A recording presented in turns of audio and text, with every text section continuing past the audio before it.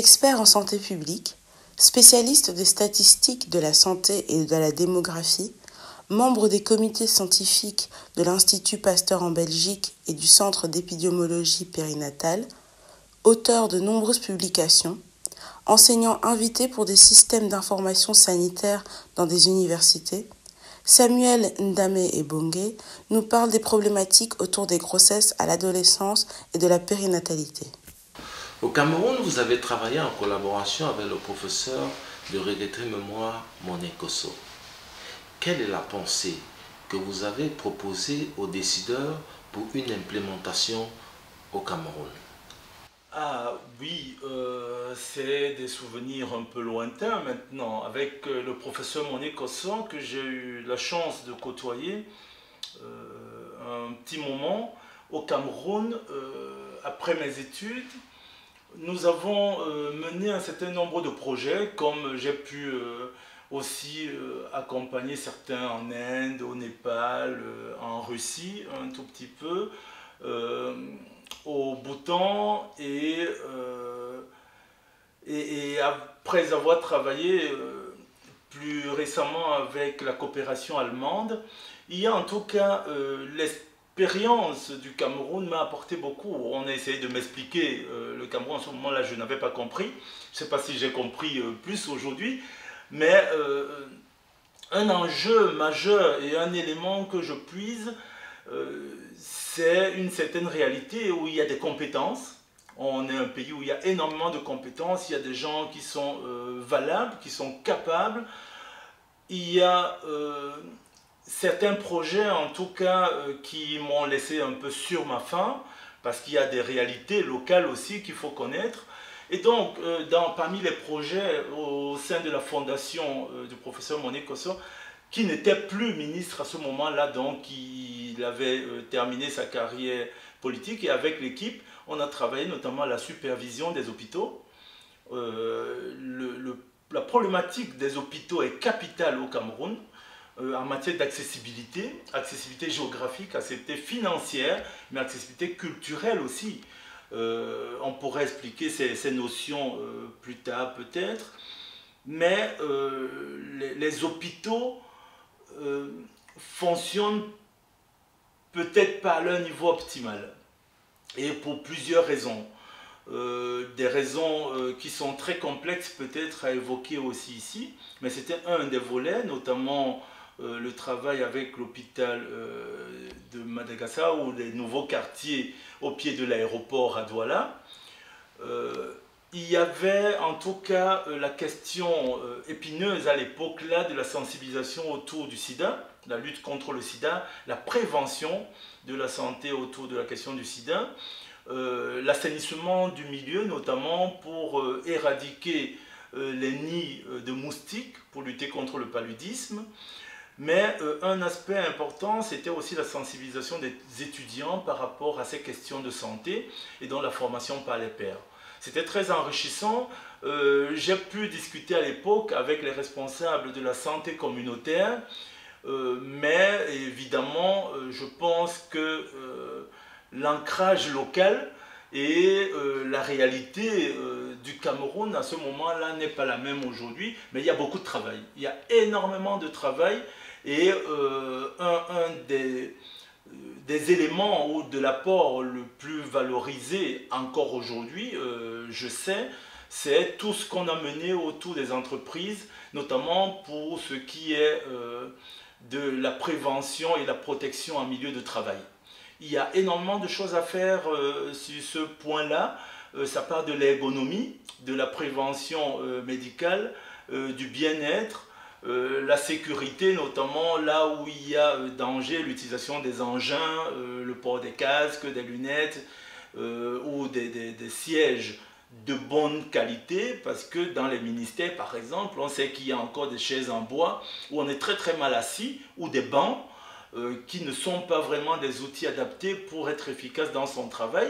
Et je pense que cela peut aussi être une des causes du mauvais fonctionnement, entre guillemets, de certaines administrations. Donc il y a vraiment un travail à faire, et je pense que c'est un investissement capital pour que celui qui est dans la fonction publique comme dans le privé, il soit dans un environnement relativement confortable pour pouvoir mesurer son efficacité. Et évidemment, il y a une question centrale autour de ça qui est celle de l'évaluation. Et qu'est-ce qu'on évalue? Est-ce que c'est le processus de travail? Est-ce que c'est le résultat? Est-ce que c'est le bien-être? Est-ce que c'est la présence au boulot? Donc il y a en tout cas une nécessité de mettre sur pied des indicateurs qui permettent l'évaluation ou l'ajustement des procédures et des processus qu'on met sur pied, ou même l'amélioration des résultats. Docteur en sciences et ingénierie des matériaux, ingénieur civil en mécanique et productique, travaille également en corrélation sur des procédés et microstructures et propriétés pour alliage complexe en conditions hors équilibre, titulaire de plusieurs publications dans des journaux scientifiques, membre de comités scientifiques et sociétés savantes, Jérôme Chufang Chuenjiang nous parle de l'aérospatiale et du génie mécanique. Bienvenue sur la chaîne africaine Vision 4. Quelles sont les formations à envisager pour disposer d'une industrie de fabrication automobile de pointe? Il faut savoir qu'au jour d'aujourd'hui, la voiture, c'est comme pour la problématique de l'avion, et c'est même encore plus poussé que pour l'avion. Donc on était parti de ce qui était totalement métallique, et au fil du temps, on remplace les métaux par des composites ou des polymères qui sont plus légers, parce qu'il y a la contrainte aussi de la consommation de carburant, on va dire, et la pollution. Donc, les formations, ou alors donc les composants qu'on peut trouver dans une voiture sont bien sûr métalliques, mais ils peuvent être plastiques et ainsi de suite. Donc, en termes de formation, on peut avoir donc, des usineurs monteurs ou opérateurs. Donc, on peut avoir des gens qui font la plasturgie aussi, donc ça peut être métallique. On peut avoir des soudeurs, ceux qui font la peinture. En fait, le champ est très vaste. L'électronique, puisqu'au jour d'aujourd'hui, on a beaucoup d'applications et on tend aussi vers les voitures connectées, et ainsi de suite. Donc, l'électronique, la tech aussi rentre entièrement au jour d'aujourd'hui dans le secteur de l'automobile. Donc, toutes les formations qui peuvent concourir à avoir des compétences dans ces domaines-là sont utiles. Maintenant, ce qui est intéressant de noter, c'est que ceux qui sont déjà fabricants de voitures ont eux-mêmes un carnet de formation qui les intéresse. Et donc, la démarche n'est pas, la plus pertinente ne serait pas de chercher le champ de formation qu'on peut faire, parce qu'il faut aussi noter que dans ce domaine où la concurrence est devenue très forte, il n'y a pas un pays qui puisse prétendre être présent sur différents domaines. Donc, la réflexion peut se faire dans l'autre sens en disant, dans le champ de profil intéressant pour un secteur de données et par rapport à l'environnement existant, où est-ce qu'on se positionne? Et à partir du moment où on répond à cette question-là, on peut effectivement commencer à former des personnes essentiellement dans le domaine où le pays peut apporter la contribution la plus intéressante en comparaison avec d'autres. Ce qui peut dire, donc, fait dire qu'on peut orienter les formations par rapport à ce qui se présentera le mieux pour vendre le pays. Donc, si c'est au niveau de la plasturgie que ce sera plus intéressant d'avoir une fabrication au niveau du Cameroun, alors on va orienter les efforts dans ce domaine-là, même si autour, il y a des métiers connexes qui peuvent être créés. Mais il faut identifier ce qui est le plus pertinent pour se mettre en avant en disant, dans ce domaine-ci, j'ai suffisamment d'atouts pour dire qu'au bout de 5 ans, je suis finalement celui qui est le plus intéressant. Mais il faut noter donc qu'il y a à peu près tous les profils qui peuvent être intéressants, mais ça nécessite une spécialisation en fonction de l'offre qu'on veut faire. Donc il y a un travail d'identification de ce qui est généralement proposé et de positionnement pour dire on est dans ce secteur-ci. Je rappellerai à ce sujet-là qu'il y a quelque chose d'autre qui est intéressant aussi. Ce par quoi j'avais commencé, j'avais parlé des calculs en fait, simulation et calcul numérique. Donc c'est un volet. Au jour d'aujourd'hui, par exemple, il faut savoir que donc, les centres de calcul, il y en a beaucoup en Inde. Donc, Mercedes, par exemple, va vouloir faire des calculs pour ses structures et autres, même moteurs, va délocaliser le calcul dans un centre qui se trouve en Inde. Donc, l'Inde s'est positionnée de ce point de vue-là. D'autres pays le font aussi. Le Maroc commence à le faire aussi. Donc, c'est une compétence pour certaines applications qui peut être délocalisée. Seulement, une fois que je dis ça, il faut noter que l'industriel qui délocalise ses calculs a besoin à un moment donné d'avoir les résultats et de savoir que le transfert ou les résultats seront entièrement sécurisés. Je parlais du cadre légal, mais il y a la propriété intellectuelle. Donc, ce qui se passe avec l'Inde a pu se faire parce qu'il y a eu des accords, notamment sur la propriété intellectuelle et sur le volume aussi à transférer. Donc, pour prendre un exemple simple, on ne peut pas se permettre de faire des calculs parce que les volumes qui sont considérés ici sont tels que, en termes de data, donc de traitement de données, sont tels que ce n'est pas un tout petit ordinateur qui va le faire et si on a une coupure d'électricité, ça n'ira pas. Pour prendre un exemple. Au niveau de la propriété intellectuelle, celui qui accepte de transférer ce type d'opération-là a besoin de savoir que les gens qui signent, qui font les calculs sont tenus par des accords de confidentialité garantis par l'État, qui sont de nature, qui sont de telle sorte que le calcul qui a été fait pour une pièce qu'il est en train d'améliorer ne va pas être refilé à la concurrence aussitôt qu'il aura le dos tourné. Donc, ça revient encore sur la question du cadre légal et ainsi de suite, mais il y a des métiers qui sont délocalisables facilement à partir du moment où on crée l'infrastructure autour. Donc ça peut être des métiers purement techniques, ça peut être des métiers dans l'informatique, dans la tech, ça peut être différentes choses. Et notez aussi qu'au niveau de l'infrastructure, même si le Camerounais ne se rend pas toujours compte, le Cameroun dispose de la fibre optique. Donc en termes de volume de transfert de data, a priori, il y a une infrastructure qui peut convenir. Il faut encore que le reste suive. Il faudrait que le reste suive. Donc, les métiers ou les formations, pour le dire encore en synthèse, je dirais dans l'offre de ce qui est l'industrie automobile, il faut une réflexion sur qu'est-ce qui est proposé, et puis quels sont les atouts que le Cameroun peut avoir, mettre en avant, et alors, après avoir identifié ces points spécifiques-là, faire ce qui convient pour se rendre attractif. C'est tout un ensemble. Faire ce qui convient pour se rendre attractif en commençant par l'impulsion de l'État. Je rappelle en insistant là-dessus que les projets dont on parle ici ne peuvent pas être de nature à l'échelle d'un petit entrepreneur. Ce n'est pas possible. C'est des projets qui se négocient d'État à État et parfois d'État avec des partenaires d'un ensemble de régions comme l'Union européenne, en fait un ensemble de pays. Si l'État ne s'engage pas, c'est des collaborations qui ne sont pas possibles du tout. Donc on pourra toujours avoir comme ceux qui travaillent au camp Yabassi, ok, mais il ne faut pas oublier un autre aspect aussi, c'est la qualification des pièces. Donc ce que je dis ici, c'est des accords qui permettent de fabriquer des pièces, mais qui sont qualifiées avec des normes qui sont relativement strictes et qui permettent alors que les pièces retournent sur le marché ou équipent des véhicules qui ont été qualifiés. Mais pour ça, il faut que l'État soit au départ, impulse, et aussi l'État soit au contrôle et donne des garanties. Et derrière aussi, on peut inciter les entrepreneurs à travers tout ce processus-là. Mais c'est l'État qui a la mainmise, c'est l'État qui a la manœuvre, et tous les autres, après les autres acteurs, s'inscrivent dans une démarche qui a été impulsée par l'État. Diplômé de l'école polytechnique de Seraing et l'université de Liège, homme politique belge, membre du Parti socialiste, sérésien de pure souche, il est élu bourgmestre lors des élections communales de 2018 à Seraing. En exclusivité, M. Francis Bekaer nous parle de la transition énergétique et des projets de la ville de Seraing. Vous êtes le bourgmestre de la ville de Seraing. Plusieurs États africains ont récemment opté pour un système de gouvernance semblable à celui de la Belgique, la décentralisation. Pouvez-vous nous dire quelles sont les compétences du bourgmestre en rapport avec l'administration de la ville, les services de police et l'État central? Voilà, le bourgmestre est le responsable politique de la ville. Il est élu démocratiquement par les électeurs de la ville de Seraing et ce tous les 6 ans. Il est responsable politique et à côté de lui, il y a le directeur général de la ville qui a en charge l'administration et le fonctionnement des services.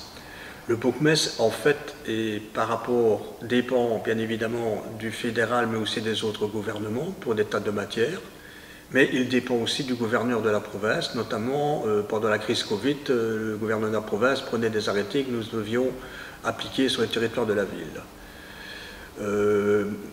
Le rôle d'un bourgmestre est important puisqu'il touche diverses matières, que ce soit matière financière, budgétaire, économique, sociale, et bien évidemment, il est responsable aussi. Ici à Seraing, nous sommes deux bourgmestres dans la zone police. Il y a ma collègue de Neupré et moi-même qui nous occupons de tout l'aspect administratif de la police locale, c'est-à-dire la gestion quotidienne, administrative, mais nous prenons aussi parfois des arrêtés pour interdire ou organiser certaines choses, certaines organisations. Et au niveau de la crise Covid, nous avons dû prendre beaucoup d'arrêtés de police qui nous permettaient justement de lutter contre cette crise sanitaire. Depuis 2006, il est maître de conférences dans des universités françaises en sciences. Politique et philosophie, acteur de plusieurs publications sur la théorie politique. La politique internationale, la philosophie de l'immigration et de la politique africaine, le professeur André Yinda, lauréat du prix Raymond Aron en 2005 à Paris, est président de la diaspora constructive du Cameroun. Bonjour, professeur André Yinda. Vous êtes président de la diaspora constructive. De quoi s'agit-il? Alors, d'abord, merci beaucoup pour l'invitation. La diaspora constructive du Cameroun, qu'est-ce que c'est? C'est une plateforme de compétences qui réunit en fait des personnalités d'origine camerounaise, mais installées dans la diaspora en Europe et en Amérique du Nord essentiellement. En fait, nous avons une vision extrêmement claire et précise de la façon dont la diaspora aujourd'hui peut jouer un nouveau rôle dans l'accompagnement de l'État sur la manière de gérer les affaires publiques, mais aussi et surtout de transformer en profondeur la société camerounaise. On a constaté de manière tout à fait évidente, après analyse, que les différentes offres qui ont été faites par les diasporas jusqu'ici ont été relativement mises en difficulté ou en tout cas fragilisées. De telle sorte qu'aujourd'hui, mis à part des initiatives individuelles, il n'y a pas une vraie dynamique de la diaspora qui émerge et qui s'impose de manière crédible. Notre ambition, notre objectif justement, c'est de mettre en place quelque chose qui, de manière réfléchie et en même temps aussi stratégique, va présenter une offre qui va accompagner l'État du Cameroun à améliorer sa capacité à gouverner ses citoyens, mais aussi et surtout à se projeter au niveau des relations internationales. C'est un Camerounais reconnu mondialement, marié et père de 3 garçons. En 1997, il est docteur en médecine, après son master en imagerie médicale. En 2002, il obtient son PhD en imagerie des mécaniques impliquées dans la rupture des anévrismes et de la aorte abdominale, qui est une étape vers l'évolution du risque spécifique aux patients. De 2002 à 2012, il exerce tour à tour à l'hôpital Green Ormond Street pour enfants malades à Londres et au centre hospitalier chrétien de Liège. Consultant en radiologie-oncologie du département de médecine nucléaire du CHC de Liège. Puis en 2015, il est agrégé en radiologie à l'hôpital universitaire du Sartillement. En 2015, il est professeur associé à l'imagerie cardiovasculaire à l'Université libre de Bruxelles. Travaille actuellement concomitamment au centre hospitalier du Grand-Duché du Luxembourg et à l'hôpital Reine Fabiola où il est radiologue en chef. Rédacteur en chef du journal de la Société belge de radiologie. Président de la section d'imagerie cardiovasculaire non évasive, collaborateur scientifique de l'Université de Liège et de l'unité de recherche sur les maladies cardiovasculaires, membre de la Société européenne de cardiologie et de radiologie cardiaque, également de la Société franco-africaine de radiologie et de la Cameroun Society of Radiology, Radiothérapie and Medical Imaging. À son actif, plus de 200 conférences nationales et internationales et plus de 300 articles scientifiques évalué par ses pairs. Le professeur Timmy Longan Alain, lorsqu'il n'est pas aux côtés de ses patients, il s'adonne à ses passe-temps favoris, le football, la course à pied, le basket et la lecture.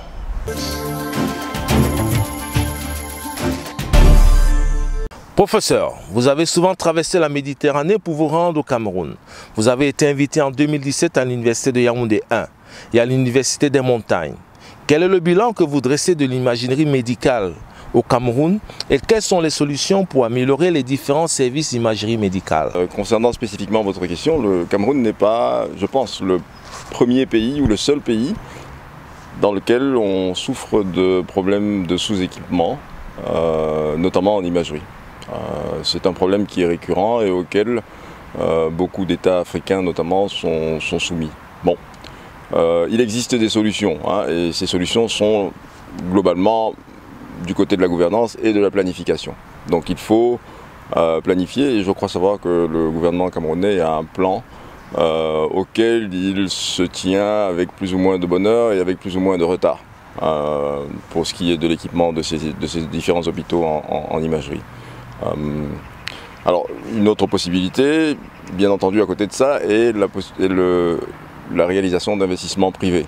Alors je ne suis personnellement pas favorable aux investissements privés dans un domaine tel que celui-là, dans un domaine comme la santé. Je pense que l'État doit pouvoir jouer son rôle. Il s'agit d'une fonction importante de l'État que celle de pouvoir assurer aux citoyens une santé de bon niveau, standards mondiaux, à des coûts contenus. Mais ça nécessite beaucoup de travail que, j'espère, l'État va continuer et pouvoir réaliser à terme. Je crois entendre que le plan de développement actuel court jusque 2035 et que en 2035 nous serons suffisamment équipés pour pouvoir faire face aux défis de l'imagerie moderne. Le monde vit actuellement une crise sanitaire sans précédent.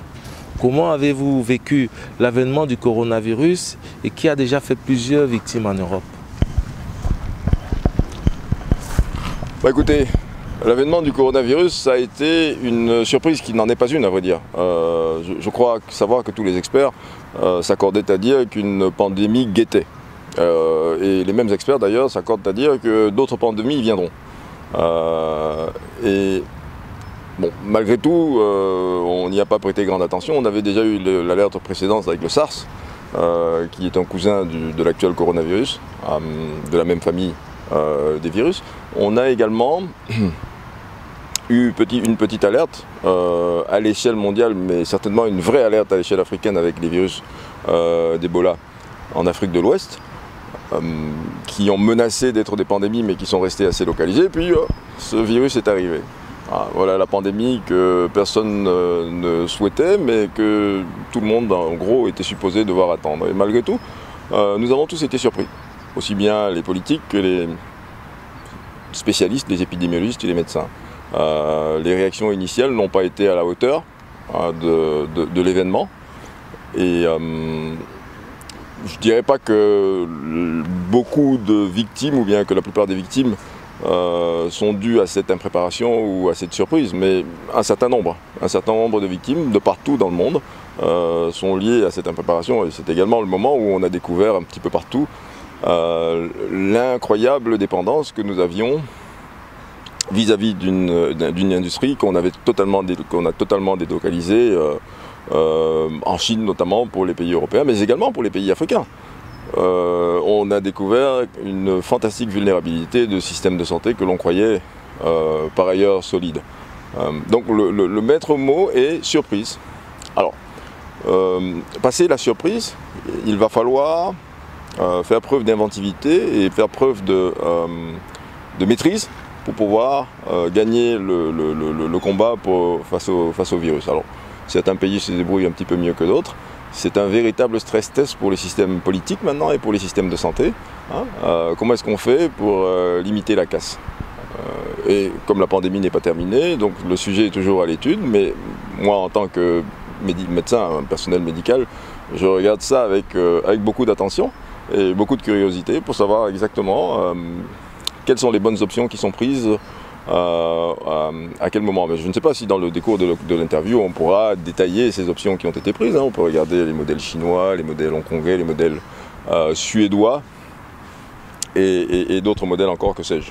Mais c'est très intéressant sur un plan strictement technique de voir comment les différents pays se sont débrouillés et se débrouillent pour maintenir le nombre de victimes le plus bas possible. Camerounais naturalisé belge en 1996, a fait ses études en travaux publics, option gestion immobilière. Formé en sciences administratives, puis travaille à l'administration communale de la ville de Seraing et au chemin de fer belge. Passionné de football, il est arbitre de football de 1988 à 2002. Actif dans le milieu associatif, il brique la présidence de la communauté camerounaise de la province de Liège. Insatiable, Il poursuit actuellement une formation en théologie. Antoine Despadoux, 33 ans en Belgique.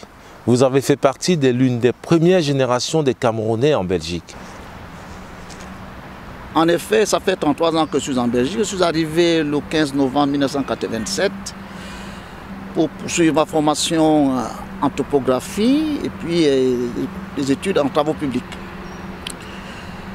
Donc, lorsque j'arrive en Belgique, je trouve une communauté camerounaise qui était beaucoup plus estudiantine. D'ailleurs, à Croisy, la communauté camerounaise était estudiantine.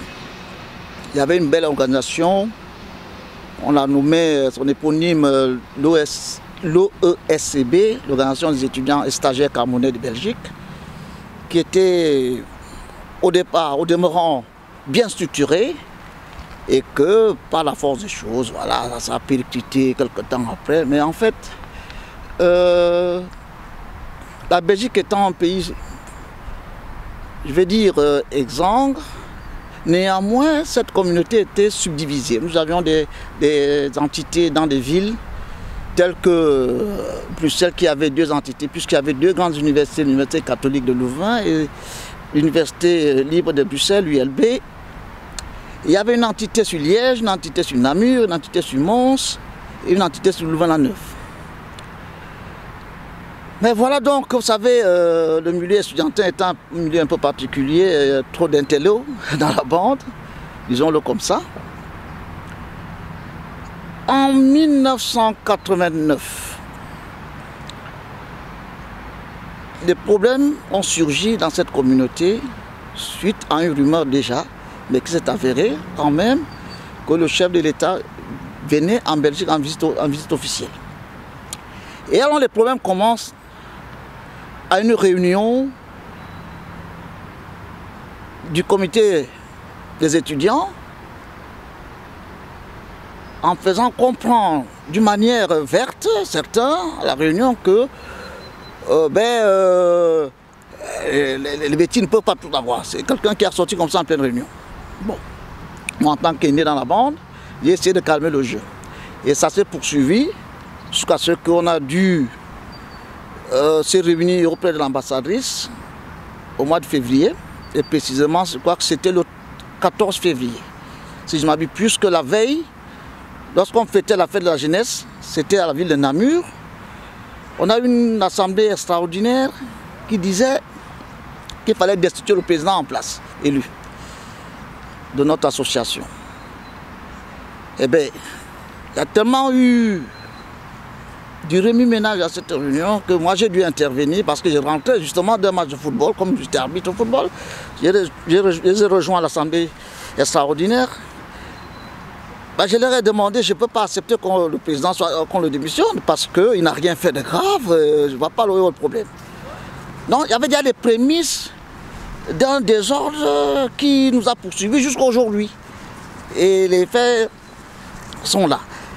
Et donc, j'ai dit non, on ne peut pas le faire et on m'a taxé de RDP 6. Et je l'ai accepté volontiers puisque moi-même d'abord, j'ai milité dans l'Union nationale camerounaise, donc je n'ai pas changé d'un iota, donc le RDPC m'a trouvé, je n'ai pas changé de camp. Et donc cette histoire nous a poursuivis jusqu'à ce que le chef d'État étant arrivé, il est arrivé donc au mois de mai 89, avec feu Jeanne Irène, il nous a reçus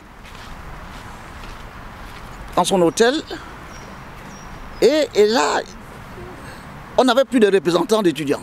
Je me rappelle que c'était le conseil culturel à l'époque qui avait lu le discours des étudiants. Les étudiants eux-mêmes n'ont pas su se mettre d'accord sur qui devait les représenter. N'empêche, le chef d'État nous a laissé un bon message en disant voilà, je vous laisse l'enveloppe pour vos affaires culturelles.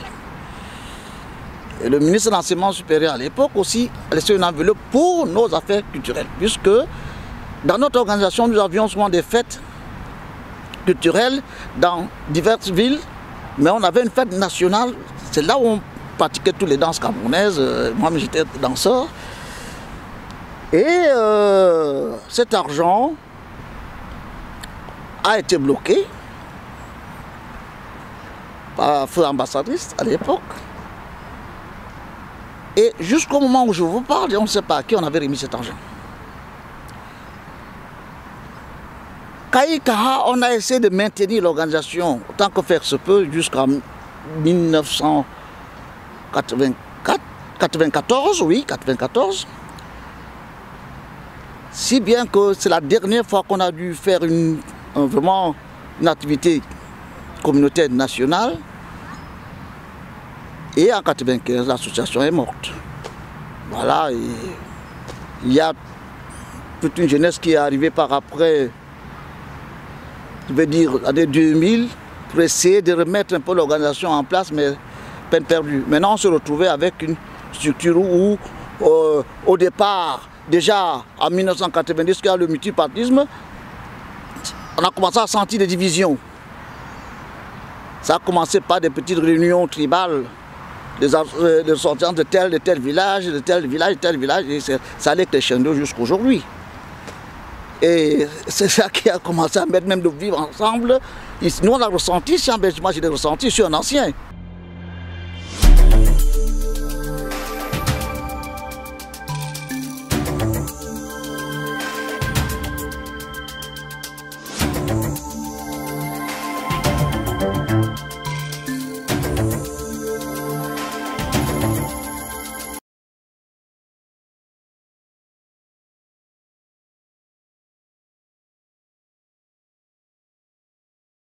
Développeur web et du content writing, ayant travaillé avec des sociétés comme HP Belgique, Symantec, également Renus Logistique, très actif dans le milieu associatif et du militantisme politique, M. Rafaou Oumarou nous parle des ordinateurs offerts aux étudiants ainsi que de son militantisme au sein de la société civile.